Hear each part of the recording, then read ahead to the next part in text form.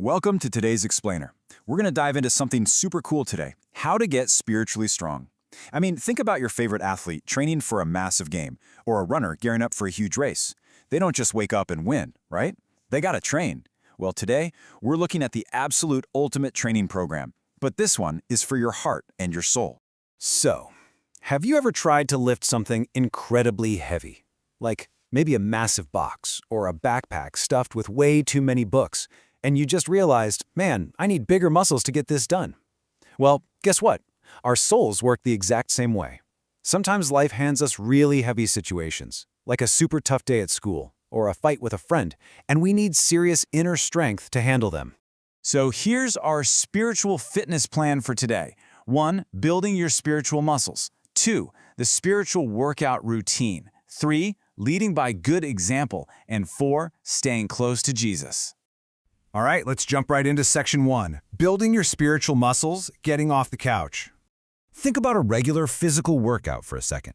If you want to get faster or stronger, you have to actually run or lift weights. You literally can't just sit on the couch playing video games all day and expect your muscles to magically grow. Well, a healthy, growing Christian is exactly the same. You can't just sit back and be a spectator. To really grow, you got to put your faith into action by actively helping others and showing love. So, what exactly is a spiritual muscle? Well, think of it as the inner strength of your soul. Just like your biceps get bigger when you lift weights, your spiritual muscles grow bigger and stronger every single time you take an opportunity to do a good thing. Just like your physical body desperately needs movement, your soul absolutely needs exercise to get strong. You've got to put in the work.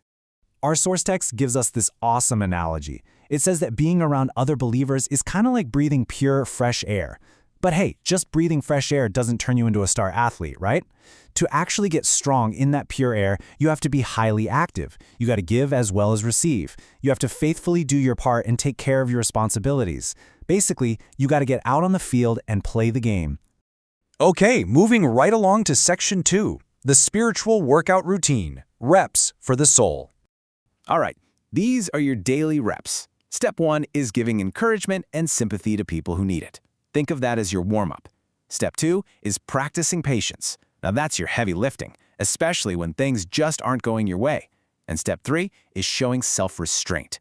This is your endurance training. Like when your little brother or sister is being super annoying and you really want to yell, but you hold it back, boom, you just did a massive spiritual workout. The connection between the work we do and the strength we gain is honestly incredible. When you exercise by giving sympathy, the result is that it builds hope right inside of you. When you show patience, it actually builds obedience. And when you exercise forbearance, which is basically a fancy word for biting your tongue instead of saying something mean, it creates faith and love inside your own heart. You are literally building yourself up by helping others. How cool is that? So the absolutely crucial point here is this. The more consistent you are with these everyday spiritual exercises, the more soundness you develop. That means you become totally healthy, completely strong, and basically unbreakable on the inside. Consistency is definitely the key to winning in this training program. Now that we're getting super strong, let's look at section 3, leading by good example, the team captain. Our source quotes the book of Titus, chapter 2, verse 7, which says, "In all things, showing thyself a pattern of good works." You see, when you're the team captain, everyone is watching what you do. The whole goal here is to become a pattern. Think of a pattern you trace when you're drawing a picture. You want to be such a perfect example of doing good things that your friends and family can literally just trace your actions and copy you. To be that strong leader, you have to be totally genuine. We need to use sound speech, meaning words that build people up, not words that tear them down. And you have to be steadfast. That means standing your ground without any wobbling back and forth. Because if you wobble, people just aren't going to respect your leadership. You have to be so genuine and so solid that even people who might disagree with you have absolutely nothing bad to say about your character. Now, what about when you want to help friends who are making bad choices? While lowering your own good behavior or breaking the rules just to fit in with them doesn't help anybody. Instead, you have to be strong enough to pull them up onto God's platform. You lead by doing the right thing yourself, and then you help them climb up to join you. Finally, for all this heavy lifting, we need fuel. That brings us to section 4, staying close to Jesus, the ultimate energy source. This might actually surprise you, but the text makes a really bold statement about what makes you a powerful influence. It tells us what is not essential. You don't need genius, meaning you don't have to be the smartest kid in your entire class. You don't need special talents. You don't have to be the most gifted athlete or artist. And you don't need money. You definitely don't have to be rich. Literally, none of these things are required to be a great spiritual team captain. So what is essential? Abiding in Christ. And abiding is just a word that means staying closely connected. Think of a branch on a plant. If that branch snaps off, it just wilts and dies, right? But if it stays perfectly connected to the vine, it gets all the water and nutrients it needs to grow big and strong. Jesus is that living vine. Staying closely connected to Him is our one and only true source of energy and power.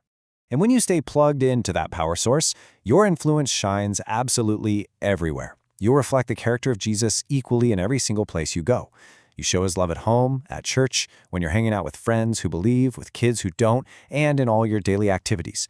That love just controls everything you do in the absolute best way possible. The text sums it up beautifully with this idea: it is essential that you abide in Christ and that He abides in you. Why? Because when Jesus lives inside of you, your spiritual muscles will naturally produce the fruit of righteousness. That just means you won't even have to fake it or force it. Doing the right thing and being a strong example will naturally grow right out of your connection with Him, just like apples naturally grow on an apple tree. As we wrap up this explainer, I want to leave you with a challenge. What spiritual muscle are you going to exercise today? Are you going to do the heavy lifting of practicing patience? Or maybe you'll start with the warm-up of encouraging a friend who's feeling down. I want you to look for just one opportunity today to get off the couch, do some good, and start building that amazing spiritual strength. You've got the ultimate workout plan now, so let's get out there and get training.